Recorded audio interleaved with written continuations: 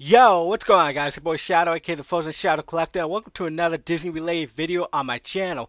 So, for today's video, guys, we are going to be talking about the waiting room, what it is, how it works, and what you can do to make sure you get the dolls that you want. So, if you are excited for that, be sure to that thumbs up down below, hit that sub button down below for more content in the future if you haven't already, and without further ado, let's jump in right into it. Alright, here we go. So up on your screen I have the Ultimate Glamorous Collection, and the reason for that is because soon enough, within 2 days, or whenever this video goes live, very soon, Jasmine's going to be up on the Disney Shop store for purchase. I already missed the Hocus Pocus deadline, so I do apologize for that, but I think even if the video did come out before the release of that, it wouldn't really help that much, because the edition size for those were very small, and yeah, there was just a very slim chance of everyone who wanted them was going to be able to get them. Unfortunately, because Disney did not plan that out whatsoever, and I heard on the day of that the site for the US was glitched where the icons for the actual dolls weren't even showing up on the store itself, so yeah. So yeah, we got Jasmine coming up very soon, and this is what we're gonna be seeing for the waiting room. So about 5 minutes, 5 to 10 minutes before it actually goes live. So for the US, it's 7 a.m. PT time, 10 a.m. Eastern Standard Time, my time. For the UK, it's probably around 8 a.m. The standard time for the UK. But this is what you'll be seeing about 5 to 10 minutes before it launches. So in order to actually purchase a doll, you need to refresh the screen or refresh the site itself. You can't just try to cheese it while being on the site beforehand, like 20 minutes beforehand, and leaving it up. It's not going to work that way. It's going to force you to refresh it so that the dolls are actually live onto the site itself. Here's the thing about the virtual waiting room. The virtual waiting room, there is no real way to get in front of everyone else, because even if you do go on 10 minutes before the doll goes live itself, you're not guaranteed to get into the store before anyone else. I don't know exactly how the algorithm works, but I have tested it out with my computer and my phone.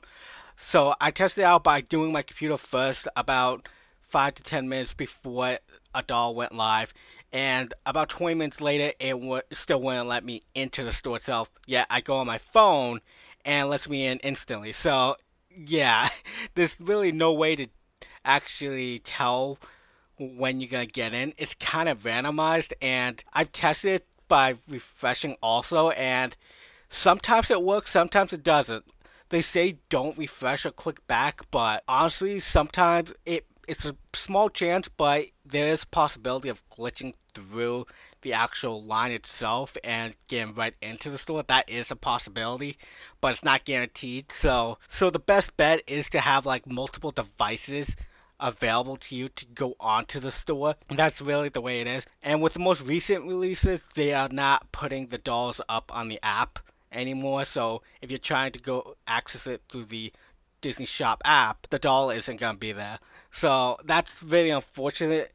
I know why they did, because the dolls were originally through the app itself. People could easily just cut through the waiting room line. Like, there wouldn't be a waiting room at all through the app. You would be able to get on, and that wasn't really fair to the people who were doing it legitimately through like the webpage version of the store. So I see why they don't want to put it on the app, because it is really unfair. And yeah, so that's the virtual waiting room itself in a nutshell. You do have 10 minutes to shop, so if there are multiple things that you want to get, like a pin or a capsule that may come with a doll, etc., things like that, you can't do it. Like, they do only let in a certain amount of people at a time, so that's cool. It's a little luck based, I'm not gonna lie, especially with the very low edition size of dolls, which is why it is important that the edition sizes are higher than people want them to be. And the reason because is, if the edition sizes are low, like for the Hocus Pocus dolls, 2,000 for the US and 3,000 for the UK, this shit starts happening. This right here. And even before these went live on the Shop Disney itself, these were here. And it will be the same for all limited edition dolls that's happened in the past, but with a large edition size, these people, these bots, these scalpers, whatever you want to call them, they lose if there's a high edition size, because more than likely everyone who wants a copy of the doll will get it with a high edition size. So let me show you what I'm talking about. So for Cruella, she had a limited edition size of 5,400. So Cruella is kind of one of these oddballs, because there were a lot of people who wanted one, but I don't think it exceeded the amount that Disney made, in my opinion. I could be wrong on that, but typically live action dolls don't really sell very well at first.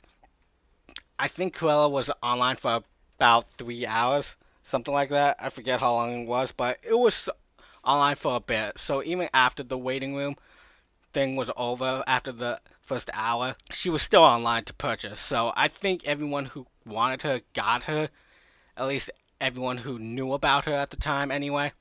And then for Esmeralda, she was on for a very long time. So initially she did go off the store for a bit, but then she was brought back onto the ShopDisney sites.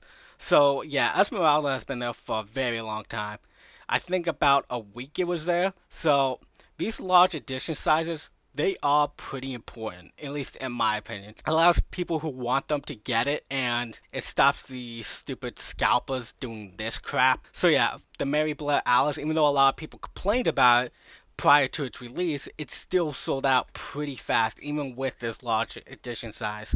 So yeah, these edition sizes need to be high, and the rumor so far for the limited edition doll Kita is like 9,800 or something like that, and that's good because that's the only doll of her that has been made thus far, at least officially made in 17-inch size. So that's good. So yeah, I'm excited for that because everyone who wants her will be able to get her, because she is going to be a one-of-a-kind doll in terms of how many's been made of her, because it's going to be the very first one. I do have some issues with the doll itself, but again, it's one of these things where it's like, are they going to make another Kita doll?